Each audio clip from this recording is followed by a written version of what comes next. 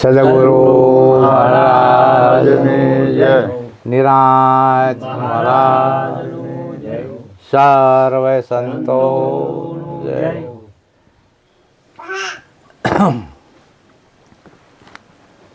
નિરાંત નામ નિરાંત વંદુ નામને જ્યાં જ્યાં દેખું ત્યાંય નિરાંત નામ વિના નવ ટરે દેહ તણો અભિમાન. નિરાંત જે વસ્તુ છે, નિરાંત મહારાજે જે કીધું કે નિરાંત બરાબર ક્યારે થાય, નિરાંત થાય ક્યારે? નિરાંત જે કરવી એ શ્યાલ નથી. આમ શ્યાલ છે પણ શ્યાલ નથી. કારણ કે જ્ઞાન તો બધાય છે, પણ જ્ઞાનની સમજણ નથી. જ્ઞાન શુંની સમજણ હોવી જોઈએ ને. જ્ઞાન તો છે જ. જ્ઞાન તો નાનું બાળક જન્મે ને તમે એની બીજાને મોકલો તો એની પાસે નહીં જઈએ, એના મા બાપ પાસે જ જશે. જ્ઞાન છે પણ જ્ઞાનની કે સમજણ હોવી જોઈએ. અને જ્ઞાનની જો સમજણ હોય અને પોતે તો એના પોતાની ખબર પડે કે હું કોણ છું, ક્યાંથી આવ્યો અને ક્યાં જવાનું. બરાબર. કારણ કે ઈશ્વરે આ દેહ જે છે એ કહે છે દેવોને દુર્લભ છે. દેવો કે માગણી કરે છે કે ભાઈ મનુષ્ય અવતાર આવે સારું, પણ આવતો છે નહીં. અને મનુષ્ય અવતાર લેવો એ મહા મુશ્કેલી છે. બરાબર. ઘણા છે મનુષ્ય તો છે જ નથી, કોઈ મનુષ્ય નથી એવું છે જ નહીં. પણ ઘણા કહેશે ઢોર યોનિમ જીવસ, ઘણા પશુ યોનિમ જીવસ, અને ઘણા પછી બીજી યોનિમ જીવસ. બરાબર. સંત યોની કે છે એક એવી છે, આ નાદ બુંદ છે કે છે. આ નાદ જે છે, આ નાદથી કે સંતો હોય. એટલે કે છે નાદ જે વસ્તુ છે, આ યોની જે છે એક મહાન છે, સર્વશ્રેષ્ઠ છે. અને ગીતામાં કૃષ્ણએ કીધું છે કે અર્જુન કર્મયોગ શ્રેષ્ઠ તો છે જ, પણ કર્મયોગ કરતાં કે છે જ્ઞાન યોગ મહાન શ્રેષ્ઠ છે. અને એ જ મારો પૂરો વિશ્વાસુ અને ભગત છે. અને મારા શ્રેય જો થઈ જાય તો એને કશું કરવું જીવનમાં પડે નહીં. બરાબર. બોલો હવે. હલવા દો. એટલે કે ગુરુપદ પંકજ પૂંચતા 14 લોક પૂંજાય, શિવ વિરંચી શારદા ગુરુ તણા જસ ગાય. આ ગુરુના જે જસ ગાવાના છે, ગુરુના જસ.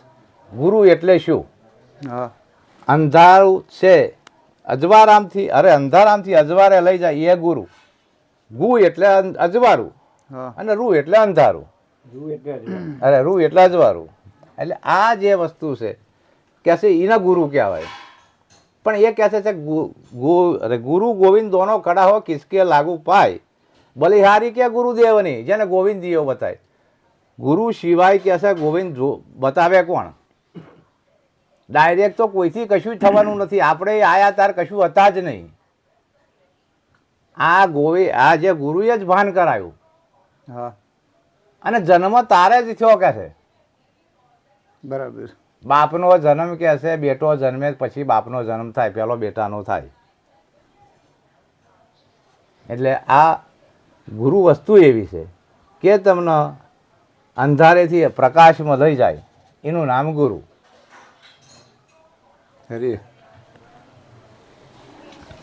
અને એની અંદર રહી અને આ દેહ છે, આ સાધન છે. આ સાધન નહીં હોય તો કોઈ પણ પ્રવૃત્તિ થવાની નથી. સાધન સિવાય કશું થવાનું નથી. સાધન તો જોશે જ. બરાબર. સાધન ન કહેશે સાધકના સાધન જ નહીં કામ કરતું હોય શું કરશે? સિદ્ધિ ક્યાંથી મળવાની છે? એટલે સાધનની જરૂર તો છે જ, પણ સાધનમાં આસક્ત નહીં થવાનું. સાધનને જ્યાં પ્રેરિત કરવાનું છે ત્યાં કરવાનું. બરાબર. કે ભાઈ આ માર્ગે જ તારે હેડવાનું છે, આ માર્ગે નહીં.